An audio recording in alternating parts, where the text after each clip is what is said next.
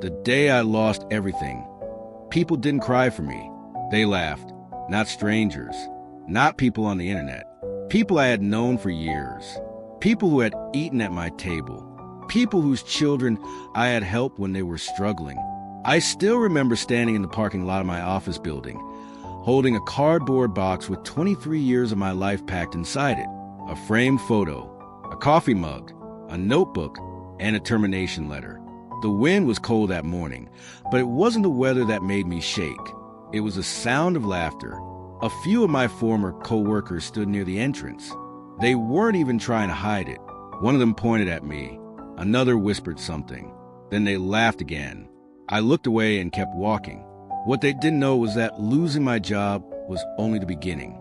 Within 6 months, I would lose my marriage, my house, my savings, my reputation, and nearly my will to keep going. But exactly 1 year later, those same people would stand frozen in shock when they saw what had become of me, and not one of them would be laughing anymore. My name is Daniel Carter, and this is a story of how losing everything became the greatest thing that ever happened to me at 47 years old. I thought I had life figured out. I lived in a quiet suburb outside Chicago. I had been married to my wife, Melissa, for 19 years. We had a beautiful daughter named Emma, who was away at college. I worked as operations director for a logistics company. The pay was good. The benefits were excellent. And after more than 2 decades with the company, I believed my future was secure. Maybe that was my biggest mistake. I believed security was permanent. I believed loyalty was rewarded. I believed hard work guaranteed stability. I couldn't have been more wrong. Looking back now, the warning signs were there. The company had recently hired a new executive team. Younger people, aggressive people, people obsessed with numbers and profits. They spoke about employees like items on a spreadsheet. To them, experience wasn't valuable. It was expensive. Still, I wasn't worried. I had dedicated 23 years to that company. Surely that meant something. At least that's what I thought. IT happened on a Tuesday, the kind of ordinary day that changes your life forever. Around 10 in the morning, I received an email from Human Resources.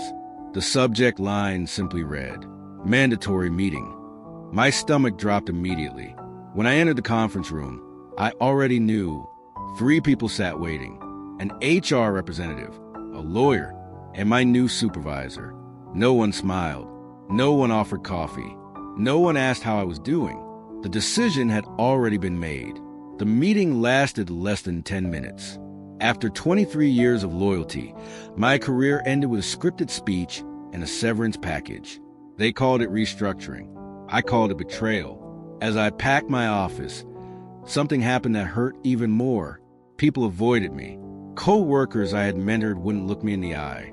Friends I worked beside for years suddenly acted like strangers. It was as if unemployment were contagious. By the time I reached the parking lot, I felt invisible.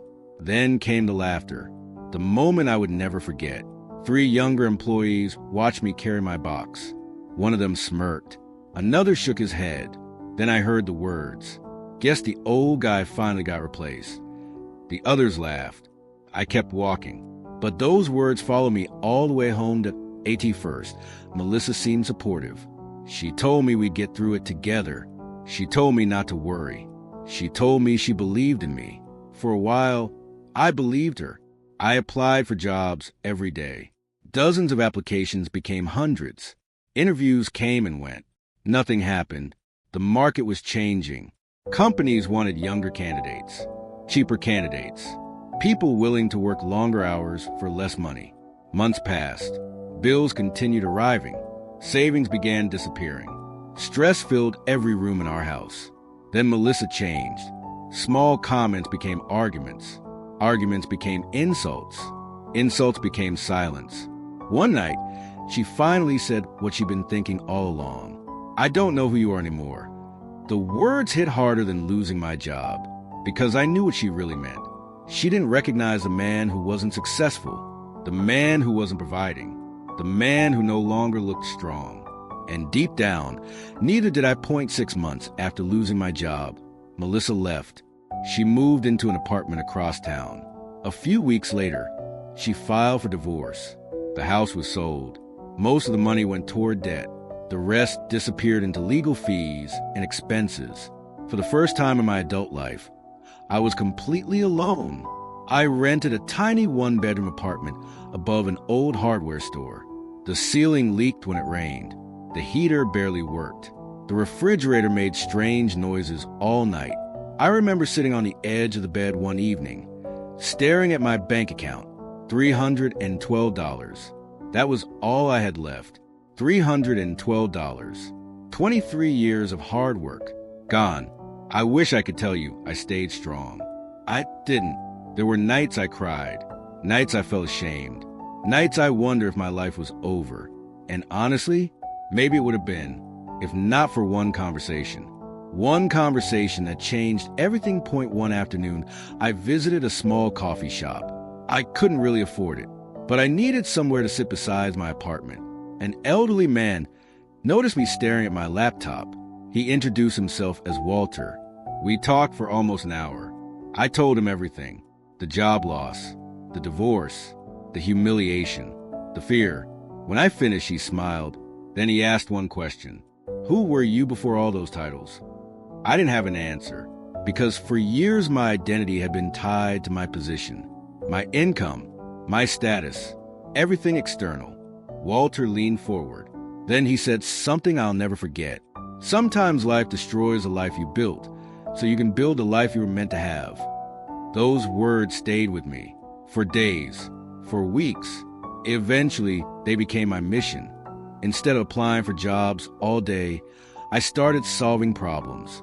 I noticed small businesses struggling with logistics and inventory systems, the exact area where I had spent decades gaining experience.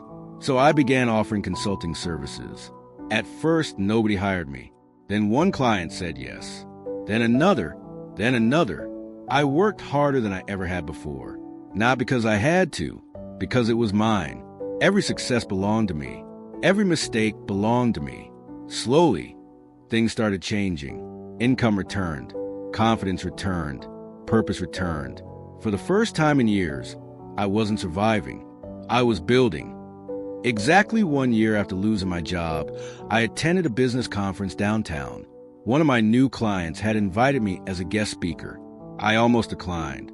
Then I saw the venue, the same hotel where my former company was hosting its annual leadership event. Funny how life works. I arrived wearing a tailored navy suit, not because I wanted revenge, because I finally felt like myself again. As I walked through the lobby, I saw familiar faces, former coworkers, managers, executives, the same people who had watched me leave. Some recognized me immediately. Their expressions changed. Confusion, shock, disbelief. A few approached me. They asked what I was doing there. I told them. I owned a consulting firm now.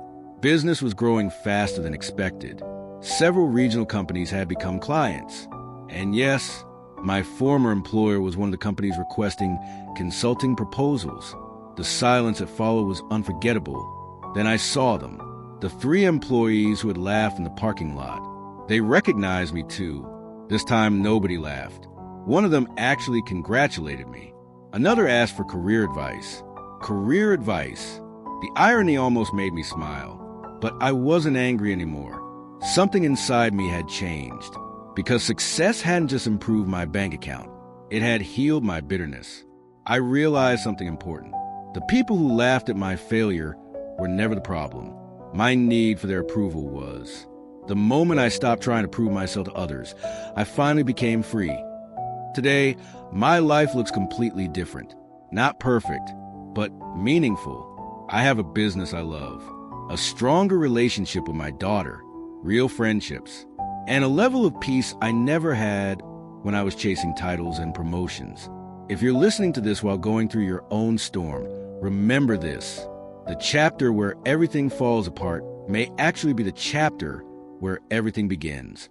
Sometimes losing everything is not the end of your story. Sometimes it's the beginning of the best part. And sometimes the people who laugh when you fall become the people who watch in silence when you rise. Stories end, but wisdom stays. If you believe stories can change the way we see life, welcome to Echoes of Wisdom. Subscribe and let every story leave you better than it found you.